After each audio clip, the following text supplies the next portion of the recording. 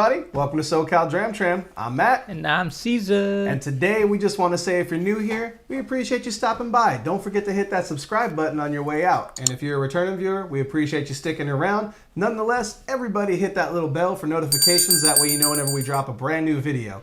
Caesar, what do we got on the bar today? Today, we got something from my bar, folks. We got the Game of Thrones Oban Bay Reserve. Dun, dun, dun, dun, dun, dun. Copyright.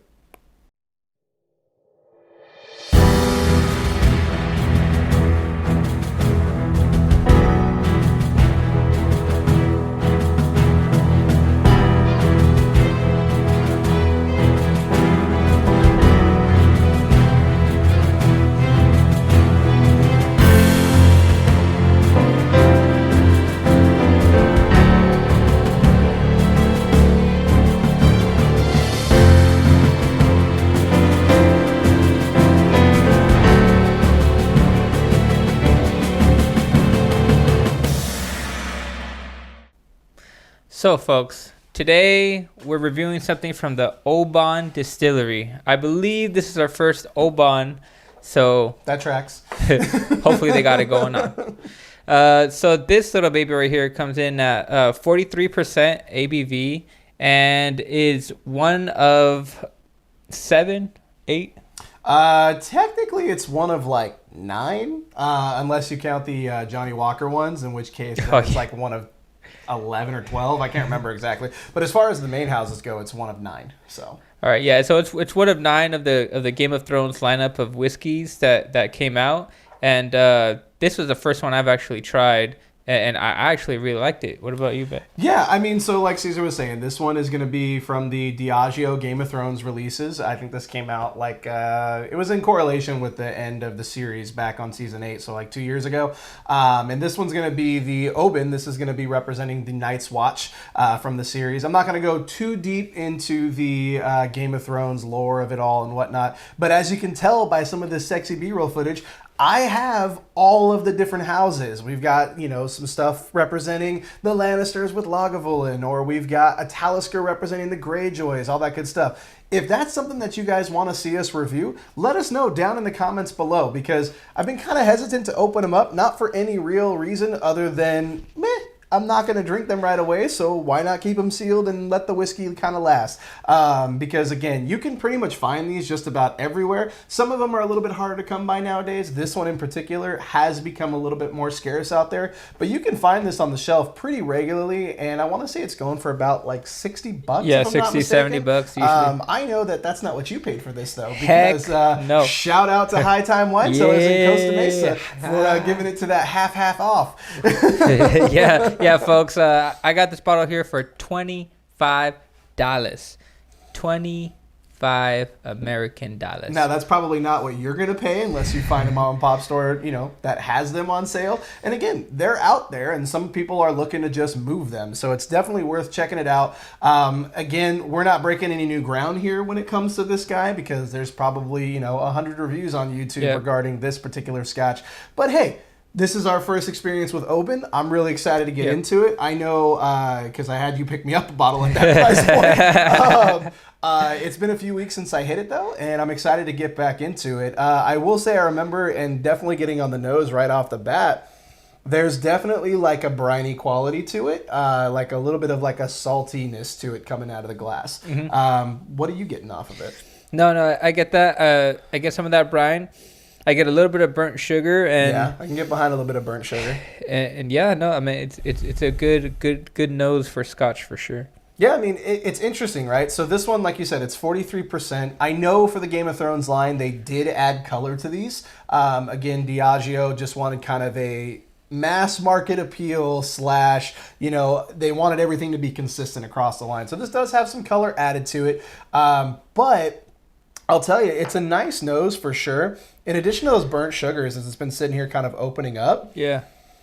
There's almost like a berries and cream. Yeah, I was going to say, like almost like a light watermelon I get too. Watermelon, I was going to say more raspberries. Okay. Like, it's got a little bit more of a bitey citrus to it, but not like bitey like, oh no, lemons in my eyes or my cuts, right? But like there's a certain citrus quality to it that's really nice. Yeah. Have you sipped it yet? Yep. Nope, not yet. But yeah, you're right. That nose is pretty nice as far as the nose goes. This is where Matt seems to be great radio. We don't talk. Ooh, there's a certain spice quality to it when it first hits the palate. So the front of the palate, there's a certain oak spice to it. I don't know if it's a pepper or a white pepper. It's nothing that's like super offensive or anything, but it just goes bam. But then it just immediately kind of goes into this almost like floral aspect to it. But I still get a little bit of salty sweetness in there. It's reminding me a lot of like a salted caramel because like you have that salt to balance out the sweet. What are you getting? So initially, I get like a lightly tarted blackberry. Yeah. Wah, wah. Lightly tart blackberry. Anywho, so it goes into like Already off the rails. It goes into like a sweet, silky goodness, but it finishes because there's some sort of like there's a puff of smoke in here, and what I really like about this is that puff of smoke is actually I'm getting the flavor of like a lightly charred marshmallow.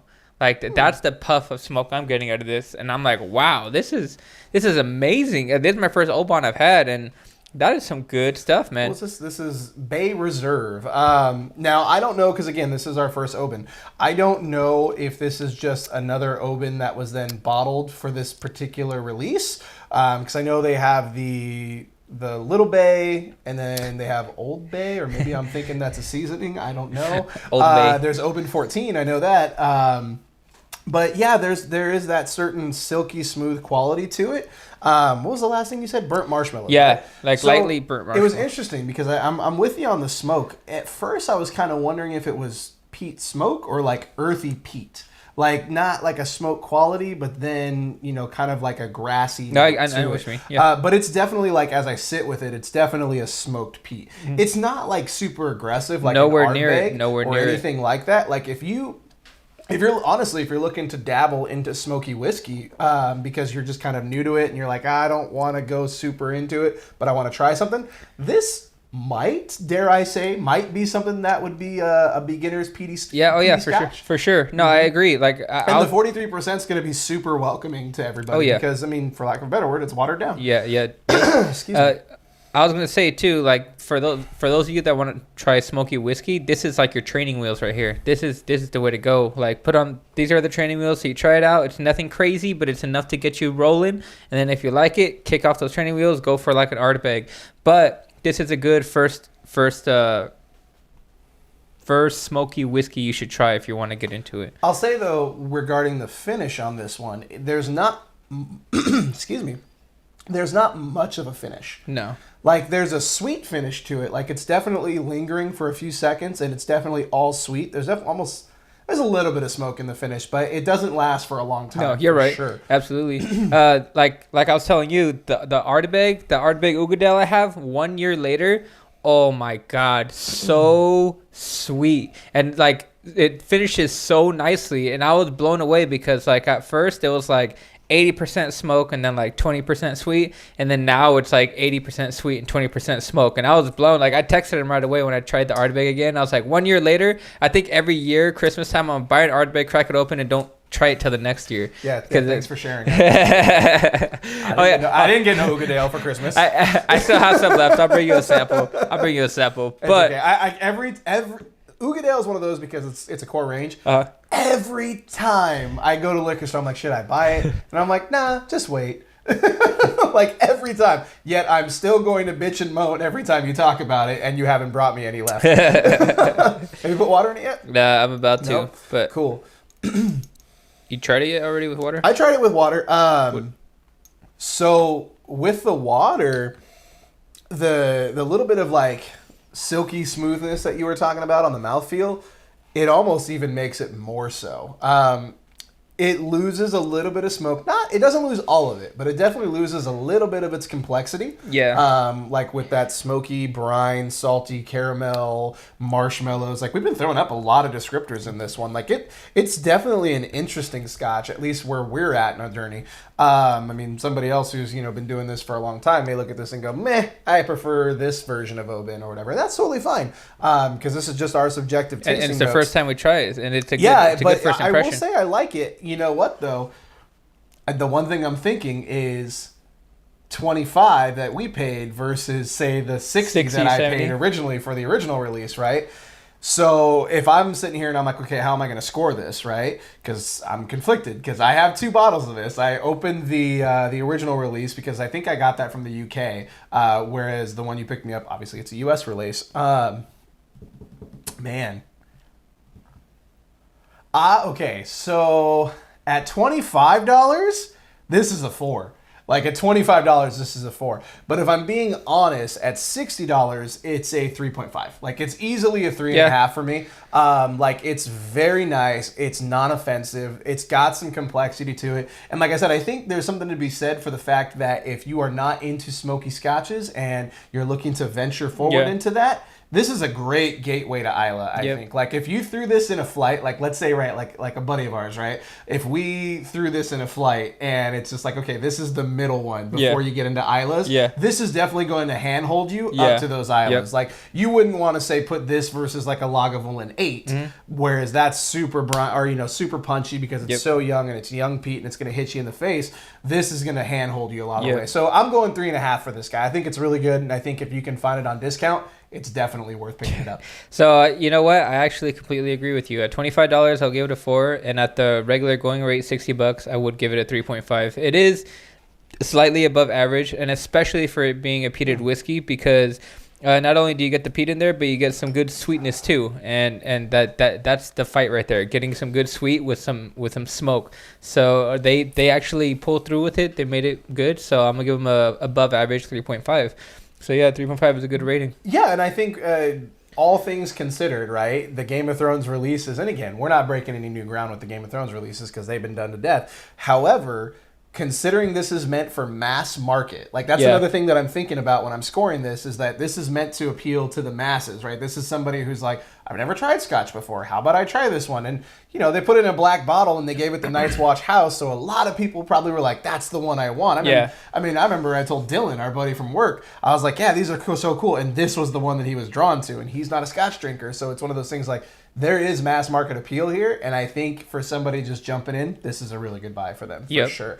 Well, do us a favor, guys. Hit us up in the comments. We already asked you guys one question. Do you want to see us review the rest of the Game of Thrones lines? Because, again, we got them. With the exception of White Walker, we don't have that one because I refuse to pay $50 for that thing. But nonetheless, guys, hit us up down there. Let us know your thoughts on Oban, the Bay Reserve, a.k.a. the Night's Watch bottle, a.k.a. the Game of Thrones Scotch. A.k.a. Oban 1 Kenobi. I feel like you should have saved that for when we get a real Oban. Way to go. But nonetheless, guys, hit us up. Also, hit us up on Facebook, Instagram, and Twitter. We love interacting with you guys there. We're about to crack 800 people or 800 followers on Instagram. Who knew that could happen? And folks, sorry for the 2-week delay. You know, we got into the new year. There was the holidays. You know, from one review to the next, I grew out a beard instantly. I don't know how that happened, but, you know, it happened. And we're back. The Dram Tram is back, rolling. It's stronger than ever. So thanks for tuning back in, folks. 100%, guys. Well, that's all we got for you today, guys. You got anything else you want, Caesar? Now, what about you, brother? Nothing. Hey, guys, stay safe, drink well. We love you. Catch you next time. All aboard. Catch you next time. Hey, everybody. Hope you liked that video. Don't forget to hit that bell for notifications. And don't forget to subscribe.